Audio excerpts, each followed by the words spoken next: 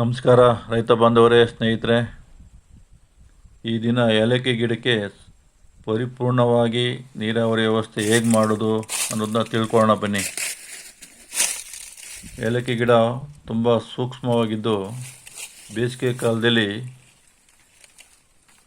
ಹೆಚ್ಚಿನ ನೀರನ್ನ ಬಯಸ್ತದೆ. ಈಗಾಗಲೇ ನಾವು ಒಂದು ಸೈಡು ಡ್ರಿಪ್ ಇರಿಗೇಷನ್ ವ್ಯವಸ್ಥೆ ಮಾಡಿರ್ತೇವೆ.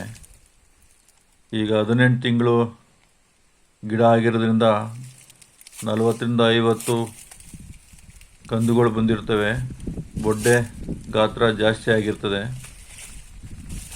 ಈಗ ಗಿಡದ ಸುತ್ತಲೂ ನೀರಾವರಿ ವ್ಯವಸ್ಥೆ ಮಾಡಬೇಕು. ಅದು ಹೇಗೆ ಮಾಡಬೇಕು ಅನ್ನೋದನ್ನ ತಿಳ್ಕೊಳ್ಳೋಣ ಬನ್ನಿ. ನೋಡಿ ಸ್ನೇಹಿತರೆ, 5 ಅಡಿ ಉದ್ದದ ಇನ್ನರ್ ಲ್ಯಾಟ್ರಲ್ ಪೈಪ್ನ ಈ ಥರ ಕಟ್ ಮಾಡಿ ತಗೋಬೇಕು.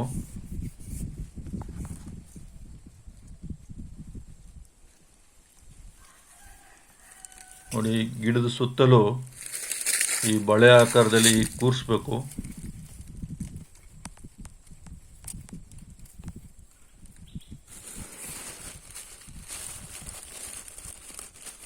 ಮತ್ತು ಒಂದು ಎಂಡ್ ಕಾಪ್ ತಗೋಬೇಕು. ಆಕ್ಷನ್ ಬ್ಲೇಡ್ನಲ್ಲಿ ನಿಧಾನಕ್ಕೆ ಕಟ್ ಮಾಡ್ಕೋಬೇಕು. ಈಗ ನಿಧಾನಕ್ಕೆ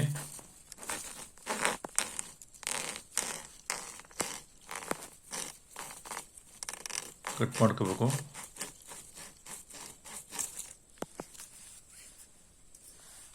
ನೋಡಿ, ಪ್ಲಾಸ್ಟಿಕ್ದು ಟೀ ಇದೆ.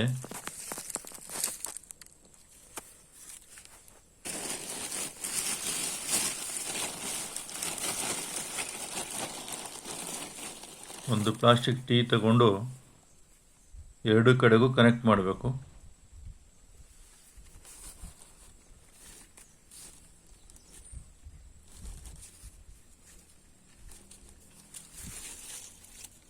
ನೋಡಿ, ಎರಡು ಕಡೆಗೂ ಹೀಗೆ ಕನೆಕ್ಟ್ ಮಾಡ್ಕೊಳ್ಳಿ.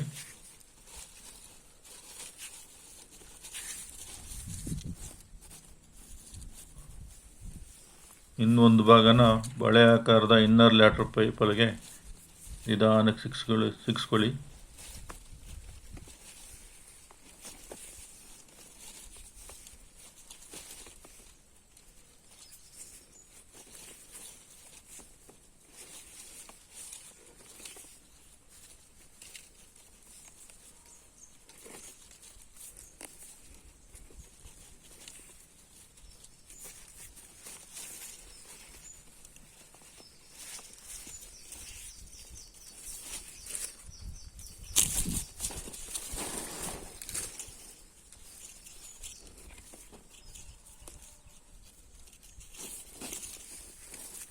ಹಾಗೆ ಒಂದು ಬದಿಯಿಂದ ಇನ್ನೊಂದು ಬದಿಗೆ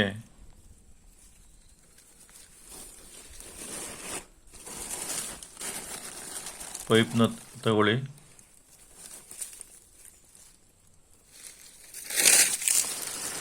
ನೋಡಿ, ಗಿಡ ಸುತ್ತಲೂ ಈ ಥರ ಇನ್ನರ್ ಲ್ಯಾಟ್ರಲ್ ಪೈಪ್ ಬರಬೇಕು.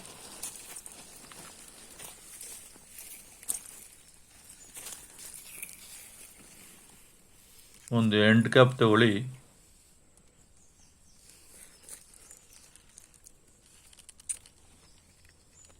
ಇದನ್ನು ಕ್ಲೋಸ್ ಮಾಡಿ.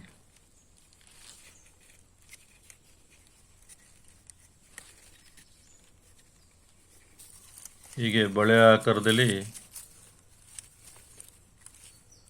ನೀರಿನ ವ್ಯವಸ್ಥೆ ಮಾಡೋದ್ರಿಂದ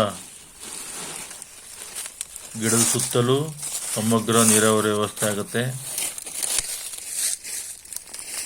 ಗಿಡ ಸಮೃದ್ಧಿಯಾಗಿ ಬೆಳೆಯುತ್ತೆ. ಎಲ್ಲ ಥರ ಪೋಷಕಾಂಶಗಳು ಏಲಕ್ಕಿ ಗಿಡಕ್ಕೆ ದೊರಕ್ತವೆ. ನೋಡಿ, ಯಾವಾಗಲೂ ಹಚ್ಚ ಹಸಿರಿಂದ ಕಂಗೊಳಿಸ್ತಾ ಇದೆ.